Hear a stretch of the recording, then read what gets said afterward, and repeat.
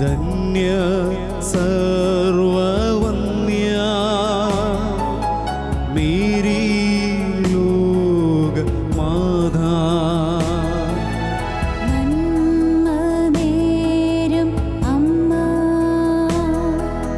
വിണ്ണിൻ രാജകന്യ, Dhanya സർവവന്യ Mary ലോകമാതാ. മാതാവേ മാതാവേ മണ്ണിൽ ദീപം നീയേ, നീയല്ലോ നീയല്ലോ നിത്യ സ്നേഹധാര. മാതാവേ മാതാവേ മാതാവേ മണ്ണിൽ ദീപം നീയല്ലോ, നീയല്ലോ നീയല്ലോ നിത്യ സ്നേഹധാര. പ്രാർത്ഥനയോടെ കരങ്ങൾ കൂപ്പി പരിശുദ്ധ അമ്മയുടെ വിമല ഹൃദയത്തിലേക്ക് നമ്മളെ തന്നെ ചേർത്ത് വെച്ച് പ്രാർത്ഥിക്കാം. വിമല സങ്കേതം ശുശ്രൂഷയുടെ 2ാം ദിനത്തിലേക്ക് നമ്മൾ പ്രവേശിക്കുന്ന ഈ നിമിഷം, ഈശോയെ, പരിശുദ്ധ അമ്മ വഴിയായി ഞങ്ങൾ സമർപ്പിക്കുന്ന പ്രാർത്ഥനകൾ സ്വീകരിച്ച് ഞങ്ങളെ അങ്ങേ പ്രിയ മക്കളാക്കി രൂപാന്തരപ്പെടുത്തണമേ. നമ്മുടെ പ്രാർത്ഥനകളെ, നിയോഗങ്ങളെ പരിശുദ്ധ അമ്മ വഴി ഈശോയുടെ കൈകളിലേക്ക് സമർപ്പിച്ചുകൊണ്ട് ഏറ്റവും ഭക്തിയോടും ശ്രദ്ധയോടും കൂടെ ഇന്നിൻ്റെ ശുശ്രൂഷകളിലേക്ക് നമുക്ക് പ്രവേശിക്കാം. അമ്മയുടെ മാധ്യസ്ഥം യാചിച്ചുകൊണ്ട് നമുക്ക് വചന ശുശ്രൂഷയിലേക്ക് ഒന്ന് ചേർന്ന് പ്രവേശിക്കാം.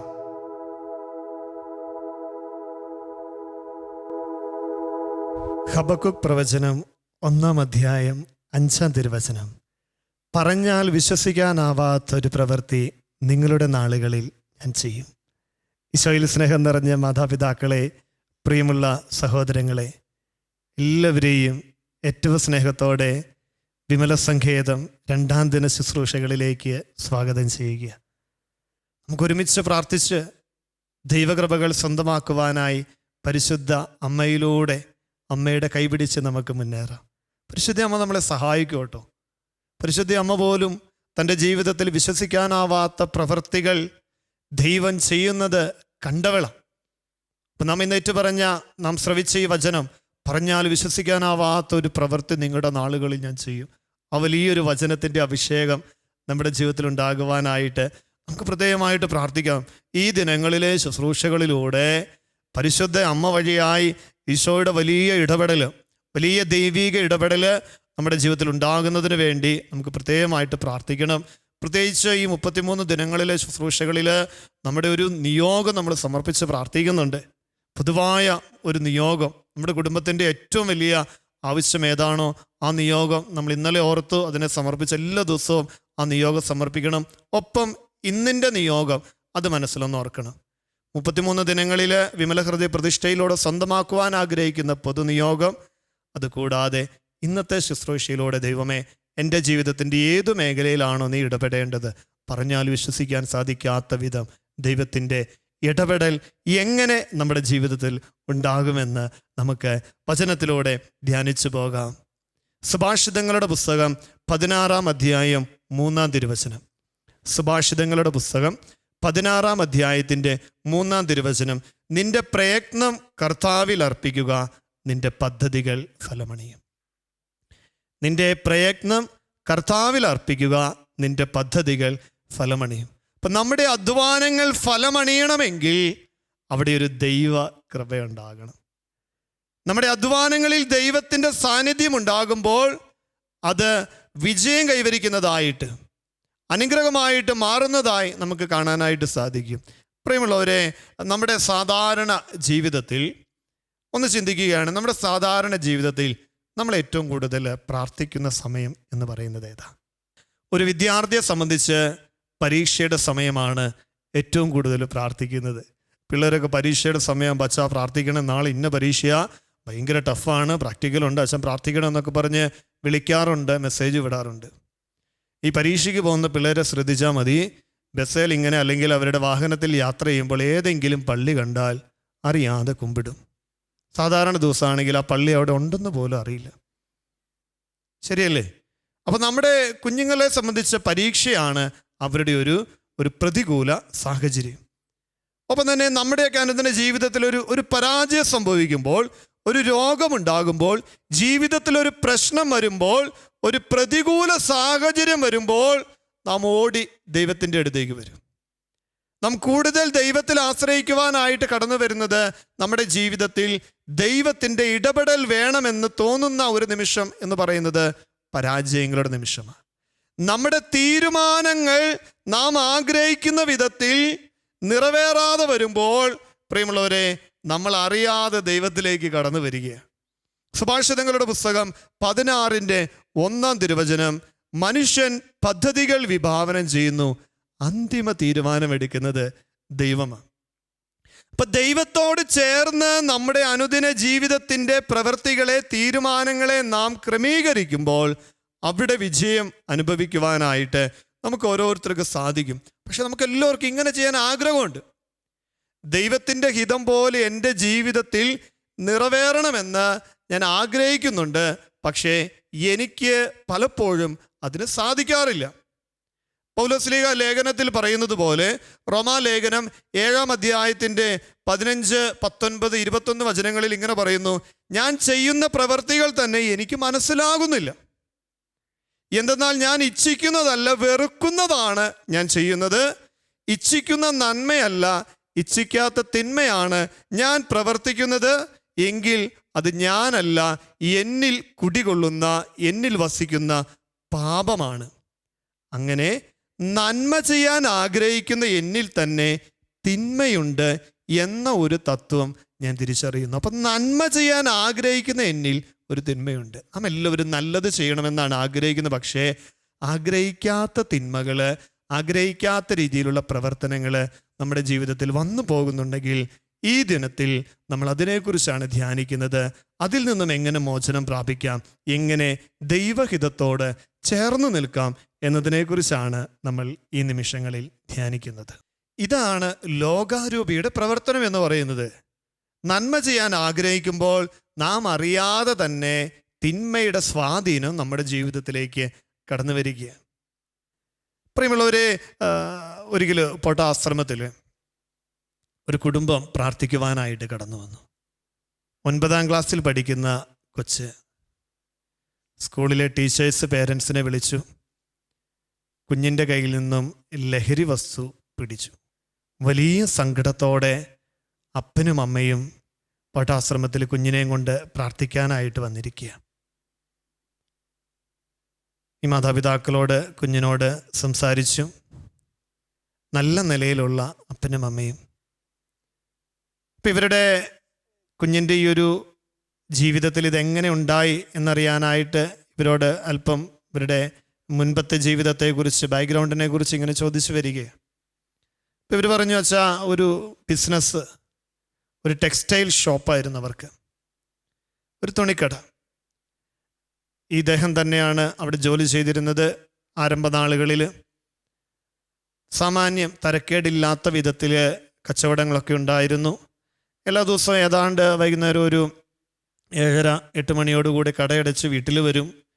കുടുംബം ഒന്നിച്ച് പ്രാർത്ഥിക്കും, ഒന്നിച്ച് ഭക്ഷണം കഴിക്കും. അങ്ങനെ സന്തോഷത്തോടെ, സ്നേഹത്തോടെ കുടുംബം മുന്നോട്ട് പോയിക്കൊണ്ടിരിക്കുന്ന കാലഘട്ടം. ഒരിക്കലും ഈ കടയിൽ സ്റ്റോക്ക് വരുന്ന ഒരു ദിവസം വരാൻ അല്പം വൈകി. 6 മണിക്ക് എത്തേണ്ട സ്റ്റോക്ക് ഒരു 8:30-9 മണി ആയപ്പോഴാണ് എത്തിയത്. ഈ കുടുംബനാഥൻ ചേച്ചിയെ ഭാര്യയെ വിളിച്ചു പറഞ്ഞു, ഇന്ന് ഞാൻ വരാൻ വൈകും, നീ ഒരു കാര്യം ചെയ്തോ, നീ കുഞ്ഞുങ്ങളെ കൂട്ടി പ്രാർത്ഥിച്ച് ഭക്ഷണം കഴിച്ചോ, കിടന്നു, ഞാൻ വരുമ്പോൾ വിളിച്ചു കൊള്ളാം. അപ്പം അങ്ങനെ ചേച്ചി മക്കളെ കൂട്ടി പ്രാർത്ഥിച്ചു, ഭക്ഷണമൊക്കെ കഴിച്ച് അവർ കിടന്നു. ഒരു 10-10:30 ആയപ്പോഴാണ് കടയിലെ സ്റ്റോക്കെല്ലാം ക്ലിയർ ചെയ്ത് അതെല്ലാം അടുക്കി വെച്ച് ഇദ്ദേഹം വീട്ടിലെത്തിയത്. വീട്ടിലെത്തി ഭാര്യ വാതിൽ തുറന്നു. കുളിച്ച് ഭക്ഷണമൊക്കെ കഴിച്ചു. ഭക്ഷണം കഴിക്കുന്നതിൻ്റെ ഇടയിൽ ഇവർ സംസാരിക്കുക. ഇടയിൽ നിന്ന് സ്റ്റോക്ക് വരാനായിട്ട് വൈകി. 9 മണി കഴിഞ്ഞപ്പോൾ ആ സ്റ്റോക്ക് എത്തിയത്. അപ്പം ഞാൻ അത്രയും നേരം കട തുറന്നിട്ടിരിക്കുകയായിരുന്നു. പതിവിൽ നിന്നും വ്യത്യസ്തമായി രാത്രി 8 മുതൽ 9 മണി വരെയുള്ള സമയത്ത് നല്ല കച്ചവടം കിട്ടി. അപ്പം അല്പം കൂടെ മെച്ചപ്പെട്ട ഒരു സാമ്പത്തിക നിലയിലേക്ക് വരാനായിട്ടത് കാരണമായി.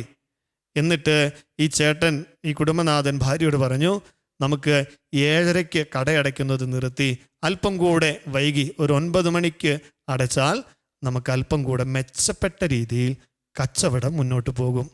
അപ്പം ഭാര്യ പറഞ്ഞു, ഞാനും അതിനെക്കുറിച്ച് ആലോചിച്ചുകൊണ്ടിരിക്കുകയാണ്. കാരണം നമ്മുടെ പിള്ളേരൊക്കെ വളർന്നു വരികയാണ്, അവരുടെ കാര്യങ്ങൾ നോക്കണം. അതിനുവേണ്ടി അല്പം കൂടെ സാമ്പത്തിക ഭദ്രതയുള്ളത് നല്ലതാ, തികച്ചും ന്യായമായ കാര്യം അല്ലേ?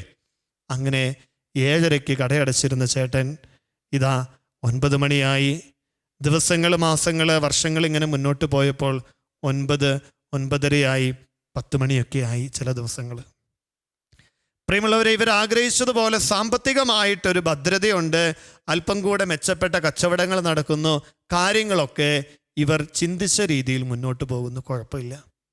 പക്ഷേ ഈ കുടുംബനാഥൻ ആദ്യ നാളുകളിൽ 7:30 കടയടച്ച് വന്നിരുന്ന ദിവസങ്ങളിൽ കുടുംബ പ്രാർത്ഥനയുണ്ടായിരുന്നു. കുടുംബം ഒന്നിച്ച് ഭക്ഷണം കഴിക്കുന്നു, സ്നേഹത്തോടെ സംസാരങ്ങൾ, കുടുംബ ബന്ധങ്ങൾ ഉണ്ടായിരുന്നു. ഇപ്പോൾ അപ്പൻ കുടുംബ പ്രാർത്ഥനയ്ക്ക് വരണില്ല. മക്കൾക്ക് മെല്ലെ പ്രായമായി.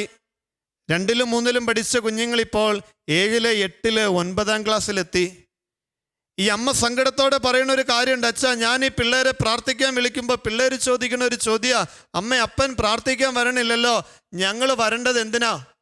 അപ്പൻ വരുന്നില്ലല്ലോ. പ്രിയമുള്ളവരെ, അപ്പനോടും അമ്മയോടുമുള്ള സ്നേഹത്തിൽ, സന്തോഷത്തിൽ ഒന്നിച്ചിരുന്ന് ഭക്ഷണം കഴിച്ച സൗഹൃദം, ബന്ധത്തെ പുതുക്കിയിരുന്ന ദിനങ്ങൾ നഷ്ടപ്പെട്ടു പോയി. അപ്പൻ ഒരു അതിഥിയെ പോലെയായി വീട്ടിൽ. രാവിലെ കുഞ്ഞുങ്ങൾ എഴുന്നേൽക്കുന്നതിന് മുൻപ് ചിലപ്പോൾ ഷോപ്പിൽ പോകും. കുട്ടികൾ കിടന്നു കഴിഞ്ഞാലാണ് വീട്ടിലേക്ക് തിരിച്ചു വരുന്നത്. അവധി ദിവസങ്ങളിൽ കാണുന്ന അതിഥിയെ പോലെ അപ്പൻ മാറിയപ്പോൾ അപ്പൻ്റെ സ്നേഹം, കുടുംബത്തിൻ്റെ സന്തോഷം, ആനന്ദം ഈ കുഞ്ഞുങ്ങൾക്ക് കിട്ടാതെ വരുന്നു. ഒപ്പം തന്നെ കുഞ്ഞുങ്ങളുടെ കാര്യത്തിൽ ശ്രദ്ധ കുറഞ്ഞു പോകുന്നു. പ്രിയമുള്ളവരെ, ഇതാ ഈ കുഞ്ഞിനെയും കൊണ്ട് സങ്കടത്തോടെ ഈ അപ്പനും അമ്മയും പോട്ടാശ്രമത്തിൽ പ്രാർത്ഥിക്കാൻ വന്നതാണ്. നിന്റെ തീരുമാനം ദൈവത്തോട് ചേർത്ത് വയ്ക്കുക. ദൈവത്തിൻ്റെ തീരുമാനത്തോട് നിന്റെ ജീവിതത്തെ നീ ക്രമീകരിക്കുമ്പോൾ ദൈവത്തെ കൂടാതെയുള്ള അധ്വാനങ്ങളൊന്നും ഫലം ചൂടില്ല. പ്രിയമുള്ളവരെ, വചനം സാക്ഷ്യപ്പെടുന്നത് ഇങ്ങനെയാണ്. വിശുദ്ധ ലൂക്കായുടെ സുവിശേഷം 21-ാം അധ്യായത്തിൻ്റെ 34, 35 തിരുവചനങ്ങൾ. വിശുദ്ധ ലൂക്കായുടെ സുവിശേഷം 21-ാം അധ്യായത്തിൻ്റെ 34, 35 തിരുവചനങ്ങൾ. സുഖലോലുപത, ജീവിത വ്യഗ്രത, മദ്യാസക്തി എന്നിവയാൽ നിങ്ങളുടെ മനസ്സ് ദുർബലമാവുകയും ആ ദിവസം ഒരു കെണി പോലെ പെട്ടെന്ന് നിങ്ങളുടെ മേൽ വന്നു വീഴുകയും ചെയ്യാതിരിക്കുവാൻ ശ്രദ്ധിക്കുവിൻ. ഈ പാപം എന്ന് പറയുന്നത് നമുക്കൊരു നൈമിഷിക സുഖം തരും. നമ്മളോട് ചോദിച്ചാൽ പാപം ചെയ്യാനായിട്ട് ആർക്കെങ്കിലും ആഗ്രഹമുണ്ടെന്ന് ചോദിച്ചാൽ സത്യമായിട്ടും പറയുന്ന എനിക്കും കേൾക്കുന്ന നിങ്ങൾക്കും യാതൊരു താല്പര്യമില്ല. ഇനി പാപം ചെയ്യാത്ത ആരെങ്കിലും ഉണ്ടോ എന്ന് ചോദിച്ചാൽ യേശുതമ്പുരാനല്ലാതെ വേറെ ആരും ഇല്ല താനും. അപ്പോൾ പാപം ചെയ്യാൻ ആഗ്രഹിക്കാത്ത നമ്മൾ പാപം ചെയ്യുന്നുണ്ടെങ്കിൽ അതൊരു തിന്മയുടെ സ്വാധീനമാണ്, ലോകാരൂപിയുടെ സ്വാധീനമാണ്. ഈ കുടുംബത്തിന് സംഭവിച്ചത് എന്താണ്? സാമ്പത്തിക ഭദ്രത വേണ്ടേ? വേണം. പക്ഷേ ദൈവത്തെ ഉപേക്ഷിച്ചുകൊണ്ടുള്ള സാമ്പത്തിക ഭദ്രതയിലേക്ക് പിശാച് അവരെ നയിക്കുക. അതാണ് പാപം ഒരു കെണി പോലെ വരികയാണ്. സുഖലോലുപത, മദ്യാസക്തി, ജീവിത വ്യഗ്രത എന്നിവയാൽ നിങ്ങളുടെ മനസ്സ് ദുർബലമാവും. അപ്പം മനസ്സിനെ ദുർബലമാക്കി ഒരു കെണി പോലെ പാപം നമ്മുടെ ജീവിതത്തിലേക്ക് കടന്നു വരുമ്പോൾ നാം അറിയാതെ നമ്മൾ അതിന് അടിമകളായി പോവുക. അതാണ് അതിൻ്റെ സത്യാവസ്ഥ എന്ന് പറയുന്നത്. നാം പ്രതീക്ഷിക്കാത്ത രീതിയിലാണ്. അല്ലെ, നമ്മൾ ആരെങ്കിലും പിശാചിനെ നേരിട്ട് കണ്ടിട്ടുണ്ടോ? ഇല്ല, ഇല്ലേ? ഇനി പിശാചിനെ കുറിച്ചുള്ള നമ്മുടെ സങ്കല്പം എന്താണ്? പിശാചിനെ കുറിച്ചുള്ള നമ്മുടെ സങ്കല്പം എന്ന് പറഞ്ഞാൽ സത്യം പറഞ്ഞാൽ ഒരു പേടിപ്പെടുത്തുന്ന രൂപ. ഞാൻ സാധാരണ ധ്യാനങ്ങൾക്ക് പോകുമ്പോൾ ഇങ്ങനെ ചോദിക്കാറുണ്ട്, പിശാചിനെ കുറിച്ചുള്ള നിങ്ങളുടെ സങ്കല്പമൊക്കെ എന്താണെന്ന് ചോദിക്കും. പോപ്പുലർ മിഷൻ ധ്യാനങ്ങളിൽ പോകുമ്പോൾ അപ്പോൾ ഈ മുന്നിലിരിക്കുന്ന പിള്ളേർ പറയും, അച്ഛാ ഈ കറുത്ത ഉടുപ്പൊക്കെ ഇട്ട് ആ കൊമ്പും വാലും ഒക്കെ വെച്ചൊരു പേടിപ്പെടുത്തുന്ന രൂപമാണ്. നമ്മുടെ എല്ലാം മനസ്സിൽ പിശാച് കയറ്റി വെച്ചിരിക്കുന്ന ഒരു സങ്കല്പമാട്ടോ ഇത്. സത്യത്തിൽ ഇങ്ങനെ പേടിപ്പെടുത്തുന്ന ഒരു രൂപവുമായിട്ട് പിശാച് നമ്മുടെ അടുത്തേക്ക് വന്നാൽ നമ്മൾ ആരെങ്കിലും പാപം ചെയ്യുമോ? ഒരിക്കലുമില്ല. നമ്മൾ ഓടിയകലും. സർപ്പത്തിൽ നിന്ന് എന്ന പോലെ നമ്മൾ ഓടിയകലും. ഇങ്ങനെ പേടിപ്പെടുത്തുന്ന ഒരു രൂപവുമായിട്ട് പിശാച് നമ്മുടെ അടുത്ത് വന്ന് അവൻ സൂത്രക്കാരനാണ്. അവൻ പല തന്ത്രങ്ങളിലൂടെ നമ്മുടെ ജീവിതത്തിലേക്ക് കടന്നു വരും. നമുക്കറിയാം, ഉൽപ്പത്തിയുടെ പുസ്തകത്തിൽ നമ്മൾ കാണുന്നുണ്ട്. ഉൽപ്പത്തിയുടെ പുസ്തകം 3-ാം അധ്യായം 5-ാം തിരുവചനം. ഹവ്വയുടെ അടുത്തേക്ക് പിശാച് എങ്ങനെയാണ് കടന്നു ചെന്നത്? അവളോട് ചോദിക്കുക, നിനക്ക് ദൈവത്തെ പോലെ ആകാൻ ആഗ്രഹമുണ്ടോ? എത്ര നല്ല ചോദ്യമല്ലേ. നമ്മൾ ഈ പാടുപെടുന്നത് എന്തിനാ? ഈ കഷ്ടപ്പെടുന്നത് എന്തിനാ? ഈ പ്രാർത്ഥിക്കുന്നത് എന്തിനാ? ആ ദൈവത്തിൻ്റെ സന്നിധിയിലേക്ക് എത്തിച്ചേരാൻ, ദൈവത്തെ പോലെ ആകാനായിട്ട് എല്ലാവർക്കും ആഗ്രഹമുണ്ട്. ഹവ്വ സന്തോഷത്തോടെ പറഞ്ഞു, തീർച്ചയായും എനിക്ക് ആഗ്രഹമുണ്ട്. അപ്പോൾ പിശാച് പറഞ്ഞു, ഈ വൃക്ഷത്തിൻ്റെ ഫലം കഴിച്ചാൽ നീ ദൈവത്തെ പോലെയാകും.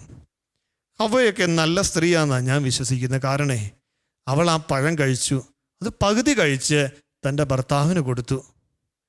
ഞാൻ മാത്രം ദൈവത്തെ പോലെ ആയ പോരാ, എൻ്റെ ഭർത്താവും, സ്നേഹമുള്ള ഭാര്യ, എൻ്റെ ഭർത്താവും ദൈവത്തെ പോലെ ആകണം. പ്രിയമുള്ളവരെ, അച്ഛനൊന്ന് ചോദിക്കുക, ഈ ഹവ്വയുടെ സ്ഥാനത്ത് ഞാനോ നിങ്ങളോ ആണെങ്കിൽ എന്തു ചെയ്യും? അല്ലേ? ഇങ്ങനെ ഒരു സാധ്യതയിൽ നമ്മൾ ആ പഴം കഴിക്കുന്ന അവസ്ഥയാണെങ്കിൽ എന്നാ ചെയ്യും? ഒരൊറ്റ മനുഷ്യൻ ആ പഴം കൊടുക്കുകയില്ല. സത്യം അല്ലേ? ഇനി ഒരൊറ്റ ആളും ദൈവത്തെ പോലെ ആകാൻ പാടില്ല. കൂടാതെ നമ്മൾ എന്നാ ചെയ്യും? ഇനി ആരും ഈ മരത്തിൽ നിന്ന് പഴം കഴിക്കാൻ പാടില്ല. മരം അടക്കം വെട്ടിക്കളയും. നമ്മുടെയൊക്കെ സ്വാർത്ഥതയാണ്. പ്രിയമുള്ളവരെ, ഹവ്വയെ പിശാച് പറ്റിക്കുകയാണ്. നീ ദൈവത്തെ പോലെയാകും. പ്രിയമുള്ളവർ, ഇതാണ് കെണിയെന്ന് പറയുന്നത്.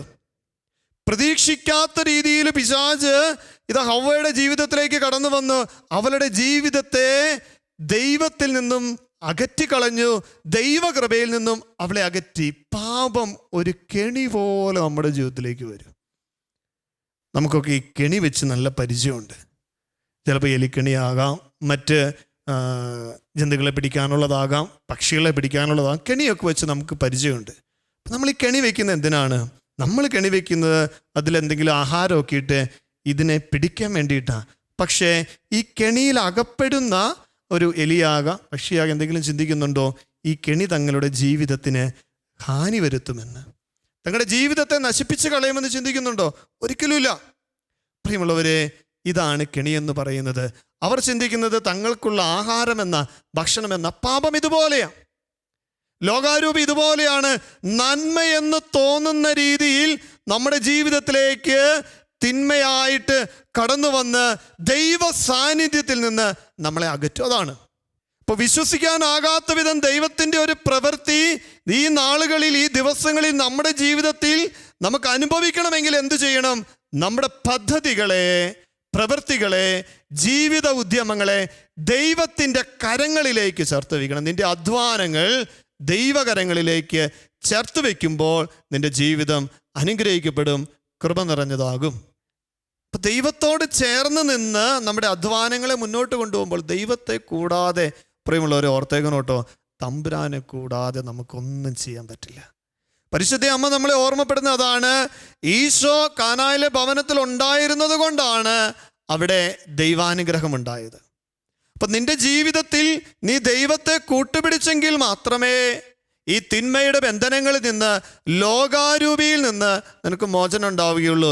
ഇല്ലെങ്കിൽ നീ എത്ര അധ്വാനിച്ചാലും നിനക്ക് ഫലം ചൂടാനായിട്ട് പറ്റുകയില്ല. മിക്ക പ്രവചനം 6-ാം അധ്യായത്തിൻ്റെ 14-15 വാക്യങ്ങളിൽ നാം ഇങ്ങനെ കാണുന്നു.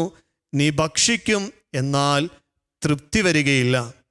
ഉദരത്തിൽ നിന്ന് വിശപ്പ് വിട്ടകലുകയില്ല. നീ നീക്കിവെക്കും, എന്നാൽ ഒന്നും സമ്പാദിക്കുകയില്ല. സമ്പാദിച്ചാൽ തന്നെ അത് ഞാൻ വാളിനിരയാക്കും. നീ വിതയ്ക്കും, എന്നാൽ കൊയ്യുകയില്ല. നീ ഒലിവാട്ടും, എന്നാൽ എണ്ണ കൊണ്ട് അഭിഷേകം ചെയ്യുകയില്ല. മുന്തിരി പിഴിയും, എന്നാൽ വീഞ്ഞ് കുടിക്കുകയില്ല. കാരണം ദൈവത്തിൻ്റെ കൃപയിൽ നിന്ന് അകന്നത് മൂലം നിന്റെ ജീവിതത്തിൽ നിന്റെ അധ്വാനങ്ങൾ ഫലം ചൂടാതെ വരും. നമ്മൾ സുവിശേഷത്തിൽ കാണുന്നില്ലേ, ഈശോയെ കൂടാതെ സ്ലീഹന്മാര് വലയെറിയാൻ പോയത്. തമ്പുരാനിൽ നിന്നും അകന്ന് ഒരു രാത്രിയുടെ മുഴുവൻ അധ്വാനം, കടലിൻ്റെ ഗതിവിഗതികളെക്കുറിച്ച് പൂർണ്ണമായ അറിവുള്ളവർ, മത്സ്യബന്ധനത്തിൻ്റെ എല്ലാ സാധ്യതകളെക്കുറിച്ചും പൂർണ്ണമായി ബോധ്യമുള്ളവർ. അപ്പം അറിവില്ലാഞ്ഞിട്ടല്ല, ബോധ്യമില്ലാഞ്ഞിട്ടല്ല, അവർക്ക് പണി ചെയ്യാൻ അറിയാത്തതുകൊണ്ടല്ല, മറിച്ച് അവരിതാ രാത്രിയുടെ യാമത്തിൽ മുഴുവൻ വലയെറിഞ്ഞു, ഒന്നും കിട്ടിയില്ല. പ്രഭാതത്തിൽ ഈശോ വന്നു, മക്കളെ വള്ളത്തിൻ്റെ വലതുവശത്ത് വലയെറിയുവിൻ. രാത്രിയിൽ വള്ളത്തിൻ്റെ വലതും ഇടതും പുറകിലും മുന്നിലും എല്ലാം വലയെറിഞ്ഞിട്ട് ഒന്നും കിട്ടാതെ നിൽക്കുന്ന അവസ്ഥയാണ്. അതായത് എല്ലാ വശങ്ങളിലും വല വീശിയിട്ട് ഒന്നും കിട്ടിയിട്ടില്ല. പക്ഷേ ഇത് പ്രഭാതത്തിൽ ഈശോ പറഞ്ഞു, വള്ളത്തിൻ്റെ വലതുവശത്ത് വലയെറിയുവിൻ.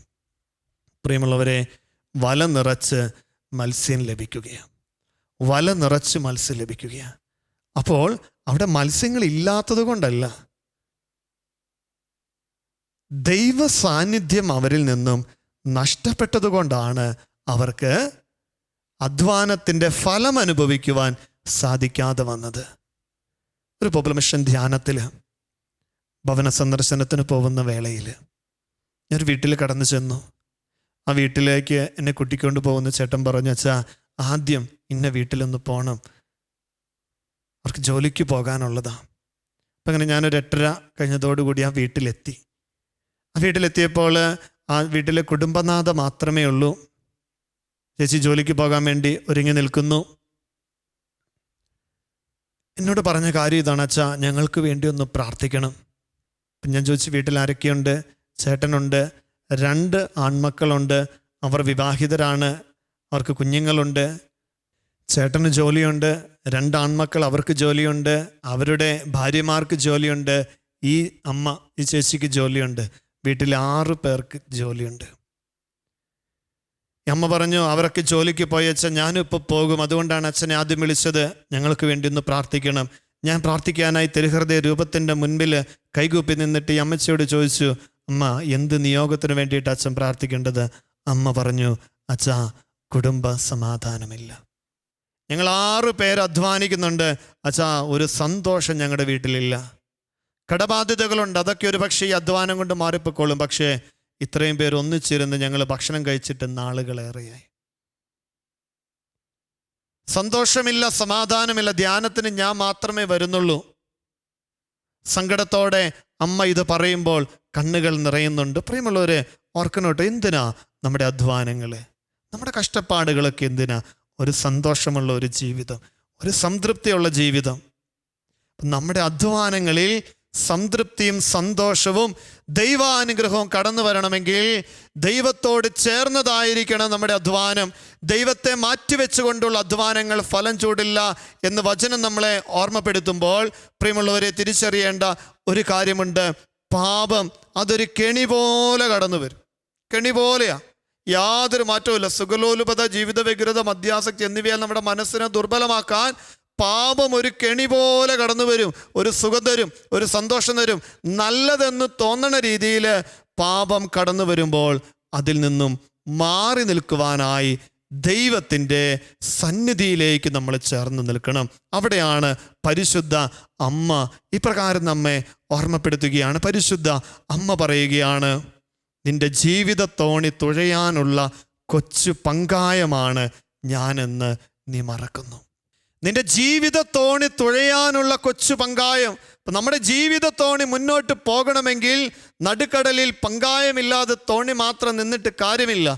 ജീവിതത്തോണി തുഴയാനുള്ള പങ്കായമായി പരിശുദ്ധ അമ്മയെ ചേർത്ത് പിടിക്കുമ്പോൾ പ്രിയമുള്ളവരെ ഓർത്തേക്കണോട്ടോ, എന്നാ സങ്കടം ഉണ്ടെങ്കിലും, എന്നാ പാപത്തിൻ്റെ അവസ്ഥകളിലൂടെയാണ്, പ്രതികൂല സാഹചര്യങ്ങളിലൂടെയാണ് നീ കടന്നു പോകുന്നതെങ്കിലും ഈ അമ്മയോട് ചേർന്നിരുന്നാൽ, പരിശുദ്ധ അമ്മയെ നിൻ്റെ ജീവിതത്തോട് ചേർത്ത് പിടിച്ചാണ്ടല്ലോ ഈ പരിശുദ്ധ അമ്മ നിൻ്റെ ജീവിതത്തെ വിശുദ്ധീകരിക്കുമെന്നതിൽ സംശയമില്ല. ഈശോയോട് അങ്ങോട്ട് ചേർത്ത് വയ്ക്കും. പാപികളുടെ സങ്കേതമാണ് പരിശുദ്ധ അമ്മ എന്ന വലിയൊരു സത്യം തിരിച്ചറിയണം. ആ പരിശുദ്ധ അമ്മയുടെ വലിയ കൃപ നമ്മളിലേക്ക്, പരിശുദ്ധ അമ്മയിലൂടെ ദൈവത്തിൻ്റെ വലിയ കൃപ നമ്മളിലേക്ക് ഒഴുകിയിറങ്ങുന്ന ഈ ഒരു ആത്മീയ ശുശ്രൂഷയിൽ ഓർക്കണം, കെണി പോലെ വരുന്ന പാപത്തെ അതിജീവിക്കുവാൻ, അതിനെ തിരിച്ചറിയുവാൻ. അതാണ് പാപം ഒരു കെണിയായിട്ട് വരുമ്പോൾ അത് പാപമാണ്, നന്മയല്ല, തിന്മയാണ് എന്ന് തിരിച്ചറിയുവാൻ എന്നെയും എൻ്റെ കുടുംബത്തിലുള്ളവരെയും അനുഗ്രഹിക്കണമേ എന്ന് പരിശുദ്ധ അമ്മയുടെ വിമല ഹൃദയത്തിലേക്ക് നമ്മുടെ കുടുംബങ്ങളെ ചേർത്ത് വെച്ച് ഈശോയോട് നമുക്ക് പ്രാർത്ഥിക്കാം. നമ്മുടെ കുടുംബങ്ങളിൽ ദൈവ സാന്നിധ്യം ഉണ്ടാകുമ്പോൾ, അവിടെയാണ് നമ്മുടെ കുടുംബങ്ങളിൽ ദൈവ സാന്നിധ്യം ഉണ്ടാകുമ്പോൾ ഈ തിന്മയുടെ സാഹചര്യങ്ങളെ വിവേചിച്ചറിയുവാനായിട്ടുള്ള വലിയ ബുദ്ധിയും വലിയ ജ്ഞാനവും വിവേകവും ദൈവം നമുക്ക് നൽകും. ഈ ഒരു നിയോഗം നമുക്ക് സമർപ്പിക്കാം. എൻ്റെ കുടുംബങ്ങളെ പരിശുദ്ധ അമ്മേ നിൻ്റെ വിമല ഹൃദയത്തിലേക്ക് ചേർത്ത് വയ്ക്കുന്നു. ഈശോയിൽ നിന്ന് ജ്ഞാനം ഞങ്ങൾക്ക് വാങ്ങിത്തരണമേ, വിവേകം ഞങ്ങൾക്ക് ചോദിച്ച് വാങ്ങിത്തരണമേ. നമുക്ക് ഒന്ന് ഏറ്റുചൊല്ലി പ്രാർത്ഥിക്കാൻ വലിയൊരു അഭിഷേക വചനം, ഇന്നത്തെ പ്രവൃത്തി കൂടിയായിട്ട് നമ്മളത് ചെയ്യുന്ന ഒരു വചനം ഇതാണ്. ജ്ഞാനത്തിൻ്റെ പുസ്തകം 9-ാം അധ്യായം 10-ാം തിരുവചനം ഒന്ന് നോട്ട് ചെയ്ത് വെച്ചോട്ടോ. ജ്ഞാനത്തിൻ്റെ പുസ്തകം 9-ാം അധ്യായം 10-ാം തിരുവചനം. ബൈബിളൊക്കെ ഉണ്ടെങ്കിൽ ഒന്ന് എടുക്കാം. അച്ഛൻ പറയുന്നതൊന്ന് ആവർത്തിച്ച് പറഞ്ഞാൽ വലിയൊരു ദൈവാനുഗ്രഹത്തിലേക്ക്. വിശുദ്ധ സ്വർഗത്തിൽ നിന്ന്, നെറ്റ് ചൊല്ലി പ്രാർത്ഥിക്കാം, വിശുദ്ധ സ്വർഗത്തിൽ നിന്ന് അങ്ങയുടെ മഹത്വത്തിൻ്റെ സിംഹാസനത്തിൽ നിന്ന് ജ്ഞാനത്തെ അയച്ചു തരണമേ. അവൾ എന്നോടൊത്ത് വസിക്കുകയും അധ്വാനിക്കുകയും ചെയ്യട്ടെ. അങ്ങനെ അങ്ങയുടെ ഹിതം ഞാൻ മനസ്സിലാക്കട്ടെ. ദൈവമേ നിൻ്റെ ജ്ഞാനത്തെ അയച്ചു തരണമേ. തെറ്റിനെ തെറ്റായി തിരിച്ചറിയുവാനുള്ള വിവേകം, പാപം പിശാചൊരു കെണി പോലെ കടന്നു വരുമ്പോൾ അതിനെ മനസ്സിലാക്കുവാനുള്ള ജ്ഞാനം, അതിൽ നിന്നും ഓടിയകലുവാനുള്ള ദൈവകൃപ നൽകി എൻ്റെ ജീവിതത്തെ അനുഗ്രഹിക്കുവാൻ ഈശോയെ പരിശുദ്ധ അമ്മ വഴിയായി എൻ്റെ കുടുംബത്തെ അമ്മയുടെ വിമല ഹൃദയത്തോട് ചേർത്ത് അങ്ങയിലേക്ക് സമർപ്പിക്കുന്നു. പരിശുദ്ധ അമ്മ മാതാവേ, ഈ കൃപ ഈശോയിൽ നിന്ന് എനിക്കായി എൻ്റെ കുടുംബത്തിനായി വാങ്ങിത്തരണമേ എന്ന് പ്രാർത്ഥിച്ചുകൊണ്ട് ദിവ്യകാരുണ്യ ആരാധനയിലേക്ക് ഏറ്റവും ഭക്തിയോടെ നമ്മുടെ കുടുംബങ്ങളെ സമർപ്പിച്ച് നമുക്ക് പ്രവേശിക്കാം.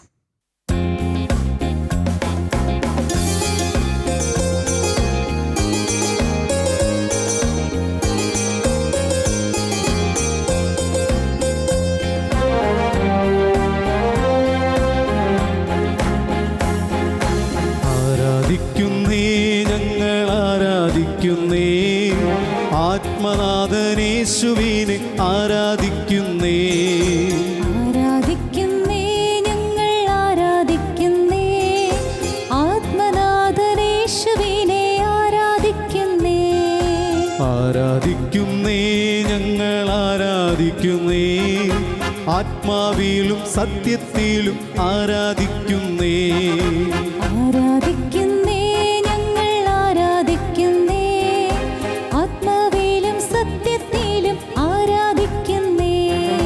ഹല്ലേലൂയ ഹല്ലേലൂയ ഗീതം പാടിടാം, ഹല്ലേലൂയ ഗീതം പാടി ആരാധിച്ചിടാം, ഹല്ലേലൂയ ഹല്ലേലൂയ ഗീതം പാടിടാം, ഹല്ലേലൂയ ഗീതം പാടി ആരാധിച്ചിടാം.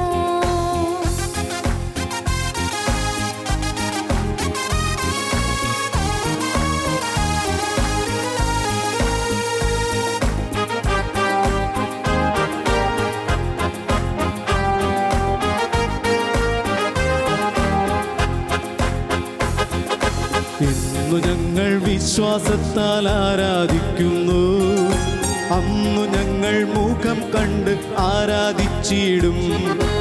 ആരാധിക്കുന്നേ ഞങ്ങൾ ആരാധിക്കുന്നേ, ആത്മനാഥനേശുവിനെ ആരാധിക്കുന്നേ, ആരാധിക്കുന്നേ ഞങ്ങൾ ആരാധിക്കുന്നേ, ആത്മനാഥനേശുവിനെ ആരാധിക്കുന്നേ. സെറാഫുകൾ ആരാധിക്കും പരിശുദ്ധനെ, സന്തോഷത്താൽ സ്വന്തം മക്കൾ ആരാധിക്കുന്നു.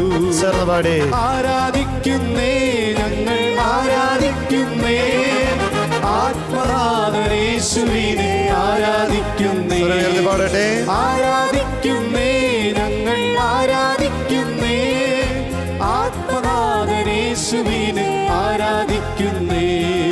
ബന്ധനമഴിയും കെട്ടുകളഴിയും ആരാധനയെങ്കിൽ, കോട്ടകൾ തകരും പാതകൾ ഒഴിയും ആരാധനയോടെ പഠിക്കേ.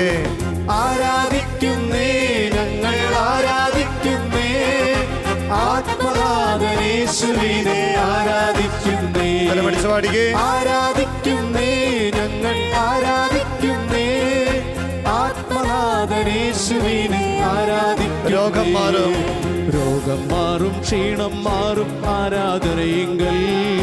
മൺകുടമുടയും തീ കത്തിയിടും ആരാധനയെങ്കിൽ. ആരാധിക്കുന്നേ ഞങ്ങൾ ആരാധിക്കുന്നേ, ആത്മനാഥനേശുവിനെ ആരാധിക്കുന്നേ. ആരാധിക്കുന്നേ ഞങ്ങൾ ആരാധിക്കുന്നേ, ആത്മനാഥനേശുവിനെ ആരാധിക്കുന്നേ. ആരാധിക്കുന്നേ ഞങ്ങൾ ആരാധിക്കുന്നേ, ആത്മനാഥനേശുവിനെ ആരാധിക്കുന്നേ. വിശ്വാസത്തോടെ ആരാധിക്കുന്നേ, ആത്മനാഥനേശുവിനെ ആരാധിക്കുന്നേ. വീണ്ടും ആവർത്തിച്ച് ആരാധിക്കുന്നേ, ആരാധിക്കുന്നു ഞങ്ങൾ, സ്തുതിക്കുന്നു ഞങ്ങൾ, മഹത്വപ്പെടുത്തുന്നു.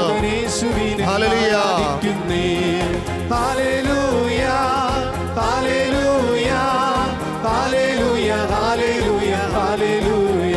പഠിക്കേ. ഹല്ലേലൂയ, ഹല്ലേലൂയ, ഹല്ലേലൂയ, ഹല്ലേലൂയ, ഹല്ലേലൂയ. പാടട്ടെ. കരമുയർത്തി അധരം തുറന്ന് ഹൃദയം തുറന്ന് ഈശോയെ സ്തുതിക്കട്ടെ, സ്തുതിക്കട്ടെ. ആരാധനയുടെ കൃപ ഒഴുകുന്ന, അഭിഷേകം ഒഴുകുന്ന നിമിഷങ്ങളാണ്. സ്തുതിച്ചു പ്രാർത്ഥിക്കുമ്പോൾ ബന്ധനമഴിയും കെട്ടുകളഴിയും എല്ലാ പാപബന്ധനങ്ങളിൽ നിന്ന് വിടുതല് മോചനം ഈശോ നൽകി അനുഗ്രഹിക്കുന്നു. സ്തുതിക്കട്ടെ. ഹല്ലേലൂയ, ഹല്ലേലൂയ, ഹല്ലേലൂയ, ഹല്ലേലൂയ, ഹല്ലേലൂയ.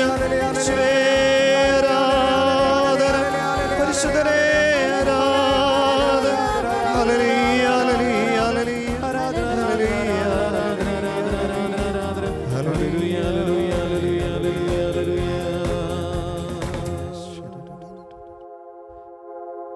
കരങ്ങൾക്ക് ഒപ്പി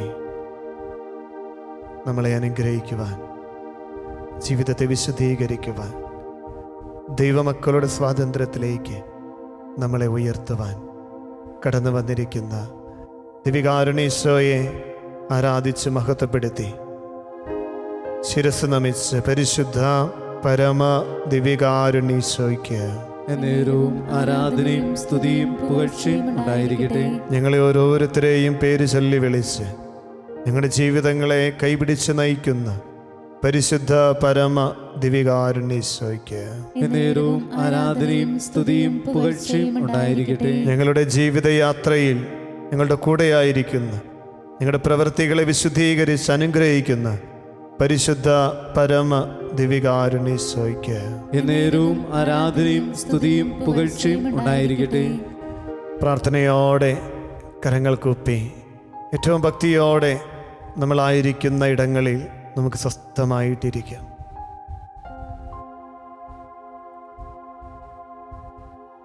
യെശയ്യാ പ്രവചനം 59 അധ്യായം 1 തിരുവചനം.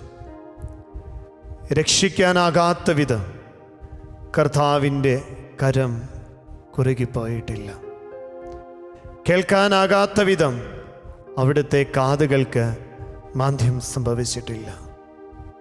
നിന്റെ അകൃത്യങ്ങൾ നിന്നെയും ദൈവത്തെയും തമ്മിൽ അകറ്റിയിരിക്കുന്നു. നിന്റെ പാപങ്ങൾ അവിടുത്തെ മുഖം നിന്നിൽ നിന്നും മറച്ചിരിക്കുന്നു. കർത്താവേ, എൻ്റെ പാപങ്ങളിൽ നിന്ന്, എൻ്റെ പോരായ്മകളിൽ നിന്ന് എന്നെ നീ വിശുദ്ധീകരിക്കണമേ. നിന്റെ പ്രിയ മകനാക്കി, നിന്റെ പ്രിയ മകളാക്കി കർത്താവേ എന്നെ നീ രൂപാന്തരപ്പെടുത്തണമേ. വചനത്തിലൂടെ ഇന്ന് അങ്ങ് ഞങ്ങളെ ഓർമ്മപ്പെടുത്തിയല്ലോ. പറഞ്ഞാൽ വിശ്വസിക്കാനാകാത്ത വിധം ഒരു പ്രവൃത്തി ഞാൻ നിങ്ങളുടെ ഇടയിൽ പ്രവർത്തിക്കും.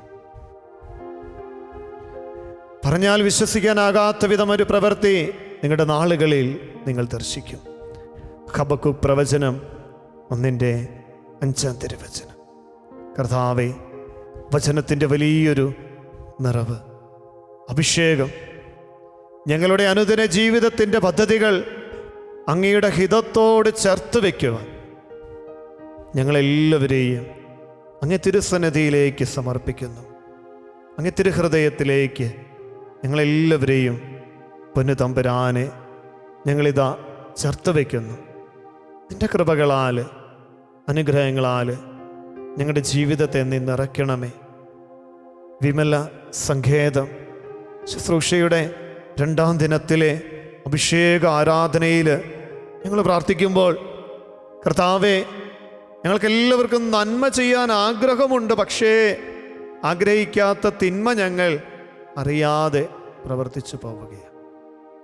പൗലോസ്ലീഹ ലേഖനത്തിലൂടെ ഞങ്ങളെ ഓർമ്മപ്പെടുത്തുന്ന പോലെ ആഗ്രഹിക്കുന്ന നന്മയിൽ ഇച്ഛിക്കുന്ന നന്മയല്ല, ഇച്ഛിക്കാത്ത തിന്മയാണ് ഞങ്ങൾ പ്രവർത്തിക്കുന്നതെങ്കിൽ അതിൽ തിന്മയുടെ ഒരു സ്വാധീനമുണ്ടെന്ന് വചനത്തിലൂടെ അങ്ങ് ഞങ്ങളെ ഓർമ്മപ്പെടുത്തുകയാണ്. കർത്താവേ, ഈ ദിനങ്ങളിലെ പ്രാർത്ഥനകളിലൂടെ ഞങ്ങളുടെ ജീവിതത്തെ നീ വിശുദ്ധീകരിക്കണമേ. നന്മയായത് തിരിച്ചറിയുവാൻ പാകത്തിന് ഞങ്ങളുടെ ആത്മീയ നയനങ്ങളെ ദൈവമേ നീ തുറക്കണമേ. പരിശുദ്ധാത്മാവിൻ്റെ കൃപയാൽ നീ ഞങ്ങളെ അഭിഷേകം ചെയ്യണമേ. പാപമൊരു കെണി പോലെ വരുമ്പോൾ, ഞങ്ങൾ പ്രതീക്ഷിക്കാത്ത നേരത്ത് ഞങ്ങളുടെ ജീവിതത്തിലേക്ക് ഒരു കെണി പോലെ പാപം കടന്നു വരുമ്പോൾ, ആ പാപബന്ധനത്തിൽ വീണുപോകാതിരിക്കുവാൻ സർപ്പത്തിൽ നിന്ന് എന്നതുപോലെ പാപത്തിൽ നിന്ന് അകലുവാനുള്ള വിവേകം, ജ്ഞാനം നീ ഞങ്ങൾക്ക് നൽകണമേ. നിന്റെ പരിശുദ്ധാത്മാവിനെ നീ ഞങ്ങളിലേക്ക് അയക്കണമേ. ആത്മാവിനാൽ ഞങ്ങൾ നിറയപ്പെടുമ്പോൾ ഞങ്ങൾ പുതിയ സൃഷ്ടികളാകും. ഞങ്ങൾ വിശുദ്ധീകരിക്കണമേ. സോയെ, നീ ഞങ്ങളുടെ കൂടെ ഉണ്ടാകണമേ. കർത്താവേ, അങ്ങ് ഞങ്ങളുടെ കൂടെയെങ്കിൽ ആര് ഞങ്ങൾക്ക് എതിര് നിൽക്കും? ഞങ്ങളെ അസ്വസ്ഥപ്പെടുത്തുന്ന, ഭയപ്പെടുത്തുന്ന, ദൈവകൃപയിൽ നിന്ന് ഞങ്ങളെ അകറ്റുന്ന എല്ലാ തിന്മയുടെ ബന്ധനങ്ങളിൽ നിന്നും മോചനം നൽകുവാൻ ഈശോയെ നീ ഞങ്ങളുടെ കൂടെ ഉണ്ടാകണമേ. നീ ഞങ്ങളുടെ ചാരയുണ്ടാകണമേ. നാഥ, സ്ലീഹന്മാർ പ്രാർത്ഥിച്ചതുപോലെ നീ ഞങ്ങളുടെ കൂടെ വസിച്ചാലും ഞങ്ങളുടെ ഒപ്പമായിരുന്ന് ഞങ്ങൾ വിശദീകരിക്കുവാൻ ആത്മാവിൻ്റെ നിറവ് നൽകി, അഭിഷേകം നൽകി, ദൈവമക്കളാക്കി ഞങ്ങൾ രൂപാന്തരപ്പെടുത്തുവാൻ കർത്താവേ നീ ഞങ്ങളുടെ കൂടെ ഉണ്ടാകണമേ. ഓ പാവനാത്മാവേ, നിന്റെ സ്വർഗശക്തിയെ ഞങ്ങളിലേക്ക് അയക്കണമേ.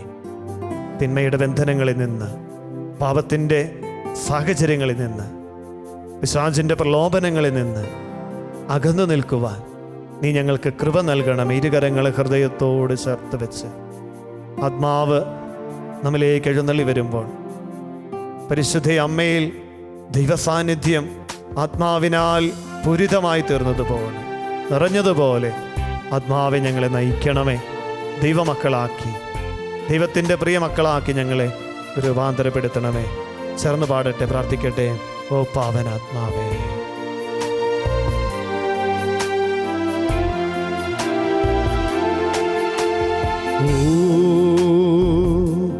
പാവനാത്മാവേ,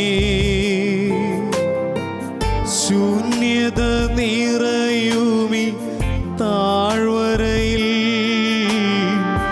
ജീവനില്ലാത്ത എൻ ജീവിതത്തിന്മേൽ വീശിടുക. വീണ്ടും ജീവനേകുക, വീണ്ടും ശക്തിയേകുക.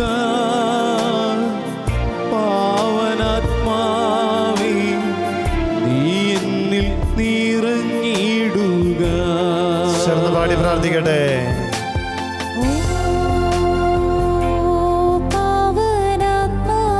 ആഗ്രഹത്തോടെ വിളിച്ചു പ്രാർത്ഥിച്ചേ.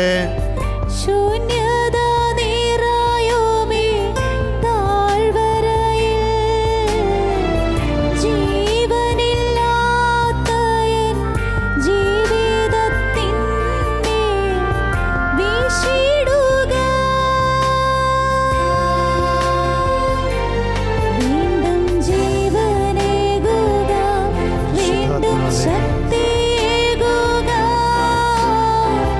പാവനാത്മാവേ, നീ എന്നിൽ നിറഞ്ഞിടുക.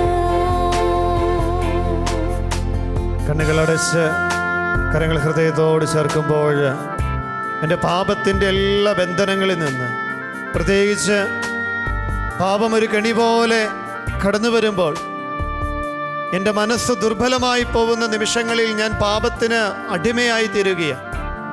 ലൂക്കോസ് സുവിശേഷം 21 അധ്യായം 34-35 തിരുവചനങ്ങളിലൂടെ ഈശോയെ അങ്ങനെ ഓർമ്മപ്പെടുത്തുന്നുണ്ടല്ലോ. സുഖലോലുപത, മദ്യാസക്തി, ജീവിത വ്യഗ്രത എന്നിവയാൽ നിങ്ങളുടെ മനസ്സ് ദുർബലമാവുകയും ആ ദിവസം ഒരു കെണി പോലെ നിങ്ങളുടെ മേൽ നിബന്ധിക്കുകയും ചെയ്യാതിരിക്കുവാൻ ശ്രദ്ധിക്കുവിൻ.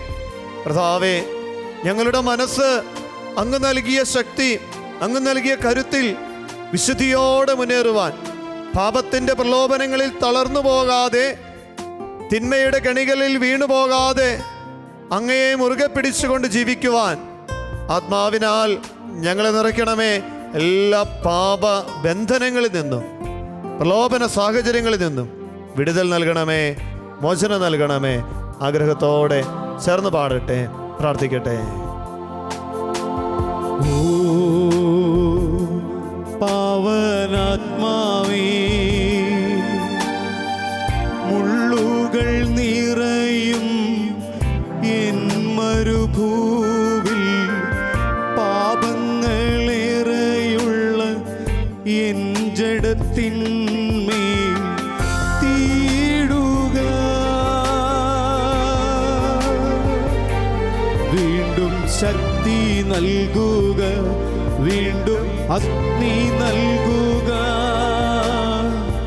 പാവനാത്മാവേ, നീ എന്നിൽ നിറഞ്ഞിടുക.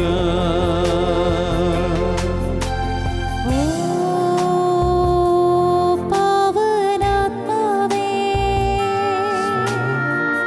മുള്ളുകൾ നിറയും എൻ മരുഭൂവിൽ പാപങ്ങളേറെയുള്ള എൻ ജഡത്തിന്മേൽ തീടുക. വീണ്ടും ശക്തി നൽകുക, വീണ്ടും അഗ്നി നൽകുക. പാവനാത്മാവേ, നീ എന്നിൽ നിറഞ്ഞിടുക. വീണ്ടും ശക്തി നൽകുക, വീണ്ടും അഗ്നി നൽകുക. പാവനാത്മാവേ, നീ എന്നിൽ ചേർന്ന് പാടിയേ. പാവനാത്മാവേ, നീ എന്നിൽ നിറഞ്ഞിടുക. വീണ്ടും ശക്തി നൽകുക, വീണ്ടും അഗ്നി നൽകുക. പാവനാത്മാവേ, നീ എന്നിൽ നിറഞ്ഞിടുക. നീ എന്നിൽ നിറഞ്ഞിടുക. നീ എന്നിൽ നിറഞ്ഞിടുക. പ്രാർത്ഥനയോടെ ഇരുകരങ്ങളും കുപ്പി ദിവ്യകാരുണ്യീശോയെ നോക്കുമ്പോൾ ഇതാ നിന്റെ തോളത്ത് തട്ടിയെന്നതുപോലെ പരിശുദ്ധ അമ്മ നിന്നെ ഓർമ്മപ്പെടുത്തുകയാ. പ്രിയമകനെ, പ്രിയമകളെ, നിന്റെ ജീവിതത്തോണി തുഴയാനുള്ള ഒരു കൊച്ചു പങ്കായമാണ് ഞാനെന്ന് നീ മറക്കരുത്. ആ പരിശുദ്ധ അമ്മ നമ്മുടെ കൂടെ ഉണ്ടാകുമ്പോൾ ഈശോയിലേക്ക് നമ്മളെ ചേർത്ത് വയ്ക്കോട്ടോ. അമ്മയുടെ കരം പിടിച്ച് ഈ ദിനങ്ങളിലൂടെ നമ്മൾ നടത്തുന്ന ഈ ആത്മീയ യാത്ര നമ്മളെല്ലാവരെയും ഈശോയുടെ സന്നിധിയിലേക്ക് കൂടുതലായി അടുപ്പിക്കുവാൻ കാരണമായി തീരട്ടെ. ജീവിതത്തിൽ പ്രശ്നങ്ങളുണ്ടാകുമ്പോൾ ഓർത്തേക്കണം, തമ്പുരാനിലേക്ക് അടുക്കുവാനുള്ള അവസരമാണ് അതെന്ന്. തളർന്നു പോയേക്കരുത്, തകർന്നു പോയേക്കരുത്. ഈശോ നിന്നെ കൂടുതലായി സ്നേഹിക്കുന്ന നിമിഷങ്ങളാണതെന്ന് തിരിച്ചറിയാം. സ്വർണ്ണമഗ്നിയിൽ ശുദ്ധി ചെയ്യപ്പെടുന്നത് പോലെ ഈശോയുടെ പ്രിയപ്പെട്ടവർ, സ്നേഹിക്കുന്നവർ സഹനത്തിലൂടെ, സങ്കടങ്ങളിലൂടെ, പ്രശ്നങ്ങളുടെ തീക്കനലിൽ, തീച്ചൂളയിൽ ശുദ്ധി ചെയ്യപ്പെടും. ഉറപ്പാ. ജീവിത പ്രശ്നങ്ങളുടെ നടുവിൽ നീ ആടിയൊലയുമ്പോൾ പരിശുദ്ധ അമ്മയെ കൂട്ടുപിടിച്ച് അമരത്ത് തലയണ വെച്ചിറങ്ങുന്ന തമ്പുരാനെ നീ വിളിച്ചുണർത്തിയാൽ ആ തമ്പുരാൻ നിന്റെ ജീവിതത്തിൽ തീർച്ചയായും ഇടപെടുമട്ടോ.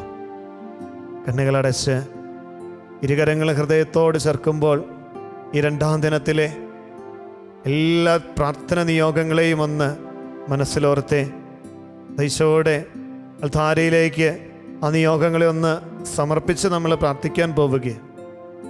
ഒരുപക്ഷെ നിയോഗങ്ങൾ അയക്കാൻ മറന്നുപോയിട്ടുണ്ടെങ്കിൽ സാരമില്ല, ഈ നിമിഷം ഇതൊന്ന് ഓർത്താൽ മതി. കണ്ണുകൾ തുറന്ന് ദിവ്യകാരുണ്യ ഈശോയെന്ന് നോക്കിക്കേ.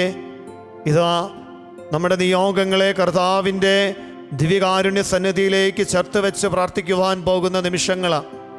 തമ്പുരാൻ്റെ സന്നിധിയിൽ സമർപ്പിക്കപ്പെടുന്ന നിയോഗങ്ങളെ ഈശോ ഏറ്റെടുത്ത് അവയെ അനുഗ്രഹങ്ങളാക്കി രൂപാന്തരപ്പെടുത്തുന്ന നിമിഷങ്ങളാണ്.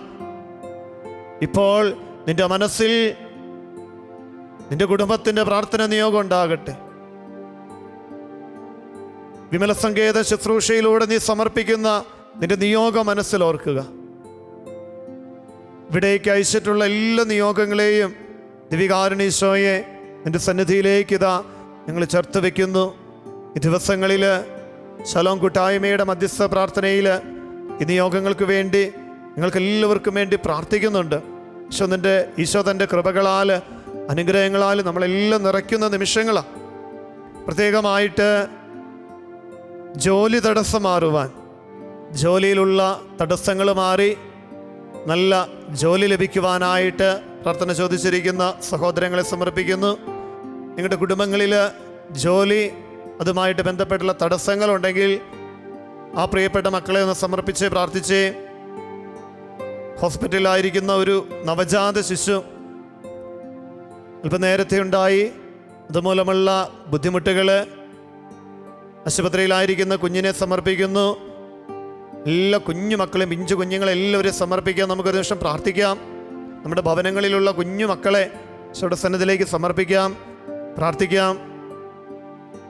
മക്കളെ ഓർത്ത് സങ്കടപ്പെടുന്ന, പ്രത്യേകിച്ച് ദൈവകൃപയിൽ നിന്ന് കുടുംബ സ്നേഹത്തിൽ നിന്ന് അകന്നു പോയ മക്കളെ ഓർത്ത് സങ്കടപ്പെടുന്ന മക്കൾക്ക് വേണ്ടി പ്രാർത്ഥിക്കണമേ എന്നുള്ള നിയോഗം ഈശോയുടെ സന്നിധിയിലേക്ക് ചേർത്ത് വയ്ക്കുകയാണ്. ഈ ദിവസത്തെ ശുശ്രൂഷയിൽ പ്രത്യേകമായിട്ട് ഈ നിയോഗങ്ങൾ ഞങ്ങൾ ചേർത്ത് വയ്ക്കുകയാണ്. അങ്ങയുടെ ദിവ്യകാരുണ്യത്തോട് ചേർത്ത് വയ്ക്കുന്ന എല്ലാ നിയോഗങ്ങളുടെ മേലും നിന്റെ അനുഗ്രഹത്തിൻ്റെ കരം നീട്ടണമേ എന്ന് ഞങ്ങൾ പ്രാർത്ഥിക്കുകയാണ്. ദിവ്യകാരുണ്യ ആരാധനയിൽ ഇന്നത്തെ നമ്മുടെ ആത്മീയ പ്രവൃത്തിയുണ്ട്. ജീവിതത്തെ വിശുദ്ധീകരിക്കുവാൻ പരിശുദ്ധ അമ്മയോട് ചേർന്ന് നമ്മൾ നടത്തുന്ന യാത്രയിൽ നാം ഇന്ന് ചെയ്യുന്ന പ്രവൃത്തി പാപത്തിൻ്റെ കെണികളെ തിരിച്ചറിയുവാനുള്ള ജ്ഞാനം ഈശോയെ ഞങ്ങൾക്ക് നൽകണമേ എന്ന് പ്രാർത്ഥിക്കുക. അതിനുവേണ്ടി നമ്മൾ ജ്ഞാനത്തിൻ്റെ പുസ്തകം 9-ാം അധ്യായം 10-ാം തിരുവചനം ഇന്ന് ഏറ്റുപറഞ്ഞ് പ്രാർത്ഥിക്കുക. നമുക്കൊന്ന് ഏറ്റുപറഞ്ഞ് പ്രാർത്ഥിക്കാം എല്ലാവരും. ജ്ഞാനത്തിൻ്റെ പുസ്തകം 9-ാം അധ്യായത്തിൻ്റെ 10-ാം തിരുവചനം ഏറ്റുചൊല്ലി പ്രാർത്ഥിക്കുന്നു. വിശുദ്ധ സ്വർഗത്തിൽ നിന്ന് എല്ലാവരും ഒന്ന് ഏറ്റുചൊല്ലി പ്രാർത്ഥിച്ചേ. വിശുദ്ധ സ്വർഗത്തിൽ നിന്ന് അങ്ങയുടെ മഹത്വത്തിന്റെ സിംഹാസനത്തിൽ നിന്ന് ജ്ഞാനത്തെ അയച്ചു തരണമേ. അവൾ എന്നോടൊത്ത് വസിക്കുകയും അധ്വാനിക്കുകയും ചെയ്യട്ടെ.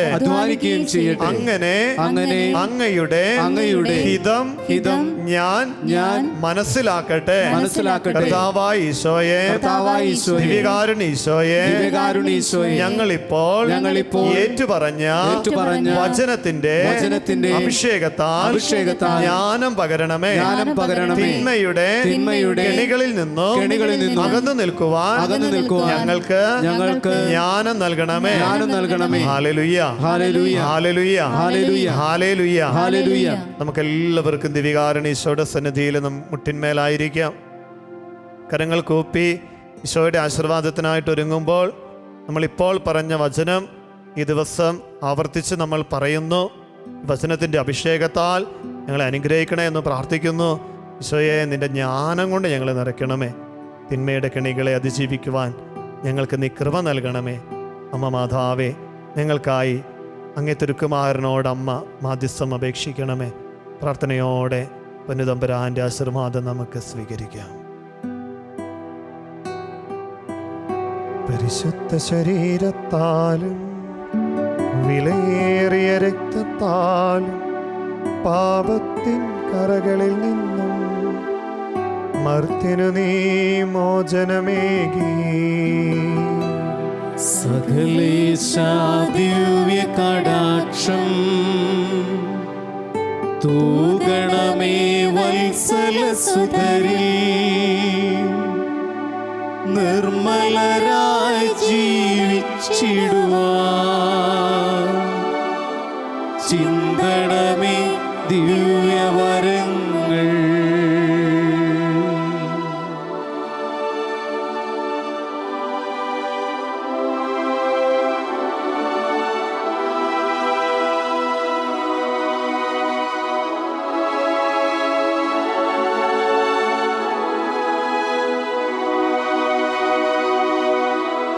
പരിശുദ്ധ പരമ ദിവ്യകാരുണ്യത്തിന് നേരവും ആരാധനയും സ്തുതിയും പുകഴ്ചയും ഉണ്ടായിരിക്കട്ടെ.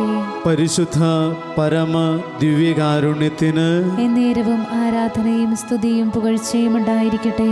പരിശുദ്ധ പരമ ദിവ്യകാരുണ്യത്തിന് നേരവും ആരാധനയും സ്തുതിയും പുകഴ്ചയും ഉണ്ടായിരിക്കട്ടെ.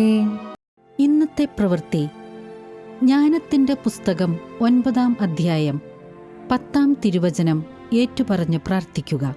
നിങ്ങളുടെ പ്രാർത്ഥനാ നിയോഗങ്ങൾ കർത്താവിൻ്റെ സന്നിധിയിൽ സമർപ്പിച്ച് പ്രാർത്ഥിക്കുന്നതിനായി വിമല സങ്കേതം എന്ന് ടൈപ്പ് ചെയ്ത് നിയോഗത്തോടുകൂടി 9605818881 എന്ന വാട്സപ്പ് നമ്പറിലേക്ക് അയച്ചു തരിക.